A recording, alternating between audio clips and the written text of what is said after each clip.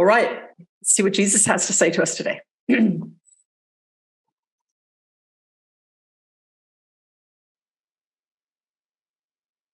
You are blessed beings indeed. I am that one that you know as Jesus. When you are considering joining us on one of these in-person events, we want you to understand something, that your relationships with human beings, most importantly, are in person.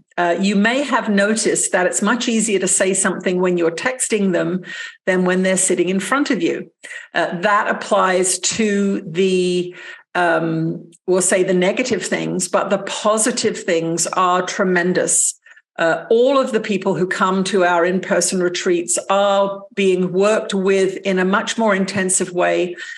Some people will begin to channel after a retreat or during a retreat, have Kundalini experiences, bring in different transmissions, because when you're together in a group in person and you're bringing each other the energies that you've all been cultivating. And when you come together in person, there is a really, really intense magnification of the work that you're doing. Obviously, not all of you can pull these in-person events off, and that's why we have recordings for you and live streams for you. We do our very best to provide the information that you need at a price point that may suit you.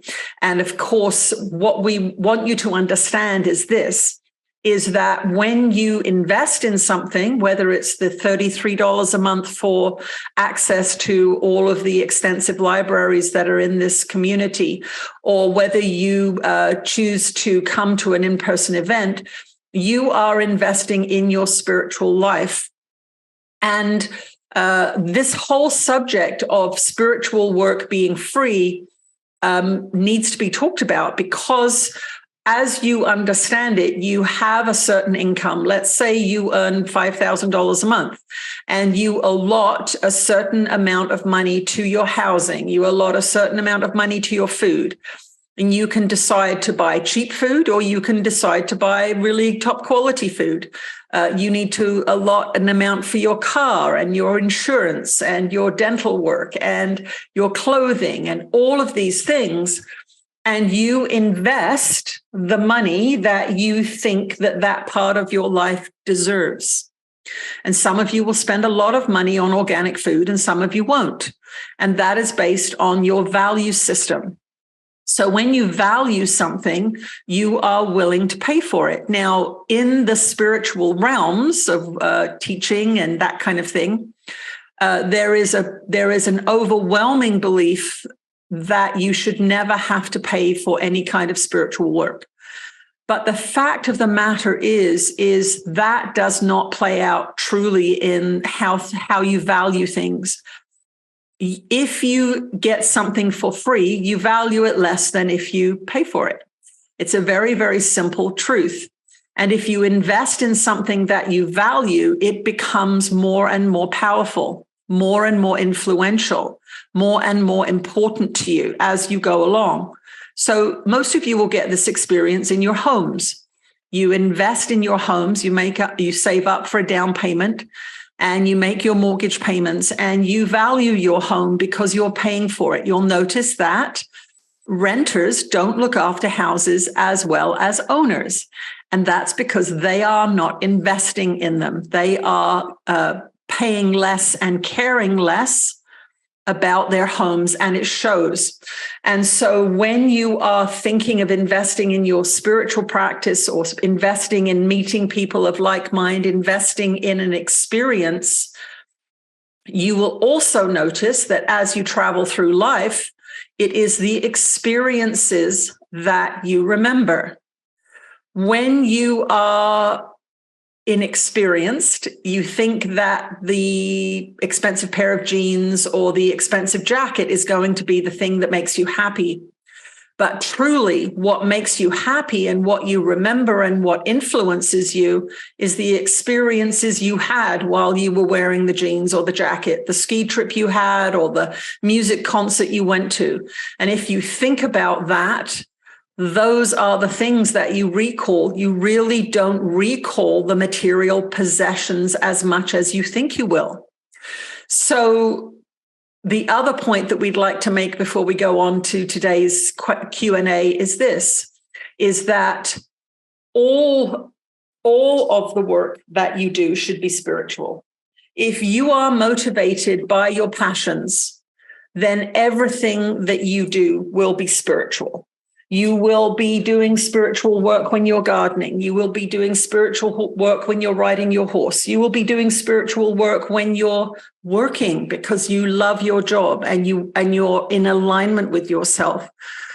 To separate spiritual work out from other kinds of work tells you that something is incorrect.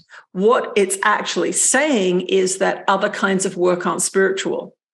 And that is not true. What you spend 40 hours a week doing or 50 hours a week doing or 10 hours a week doing should be spiritual work. Everything should be spiritual work in that sense. So this division is arbitrary, and we want you to understand that the ability to have these more expensive experiences is often something that motivates you to work on the abundance level that you have achieved at this time. Our dear one never went on a retreat. Her work was done with no money at all. Her spiritual practice was done with no money at all, and she achieved a tremendous amount. So it's not necessary to go on a spiritual retreat. If you can, it's a wonderful experience.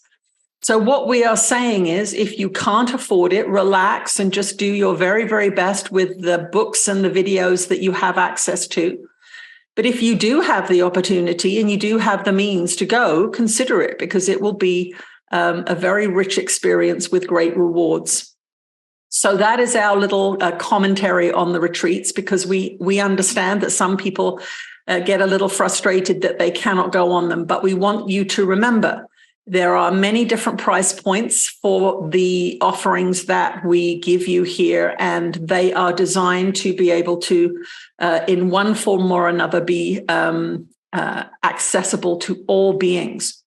And of course, our dear one has hundreds and hundreds of free videos on YouTube. So there's free, there's $33 a month, there's these live streams, there's all kinds of different price points for all different kinds of people. So allow yourself to be where you are. And if you would like to have more abundance so that you can experience some things that you currently cannot experience, then go into your mind and ask yourself, do I have a financial glass ceiling, or do I have a resistance to spending money on things that I enjoy? Am I willing to save for the future, but am I not willing to spend on something that I value today? We are not saying which one is right or better, or which is good or bad, but if you are not able to experience that which you would like to experience, then there is a glass ceiling somewhere in your consciousness, and that is a very, very good thing to dive into and investigate. That is our introduction.